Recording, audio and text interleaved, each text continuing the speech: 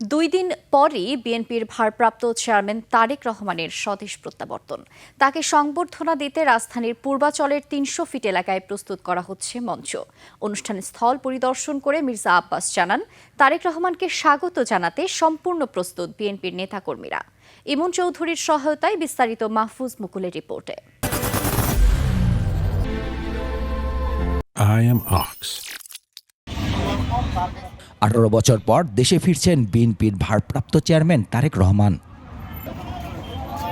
শাহজালাল আন্তর্জাতিক বিমানবন্দরে নেমেই নেতাকর্মীর সংবর্ধনা নেবেন তিনি। এই জন্য প্রস্তুত করা হচ্ছে পূর্বাচলের ৩০০ ফিট এলাকার মাঠ। চলছে মঞ্চ প্রস্তুতির কাজ, যেখানে লাখো নেতাকর্মীর উদ্দেশ্যে ভাষণ দিবেন বিএনপির ভারপ্রাপ্ত চেয়ারম্যান।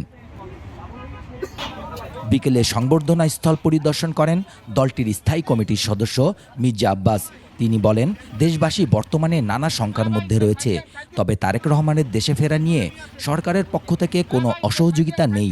শুধু একটা নিরাপত্তা না, আমাদের পুরো জাতিতে একটা একটা একটা শঙ্কার মধ্যে আমরা আছি প্রতিটা মুহূর্তেই।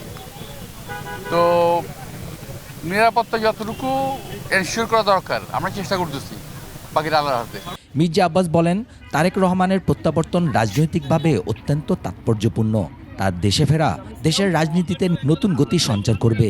অফকোর্স রাজনীতিতে একটা ইম্প্যাক্ট তো আছেই, এটার দেশব্যাপী এটা নিয়ে একটা আলোচনার বিষয়বস্তু এখন তারেক রহমান সাহেবের আগমন। এটা তো ইম্প্যাক্ট তো অফকোর্স আছে এটার।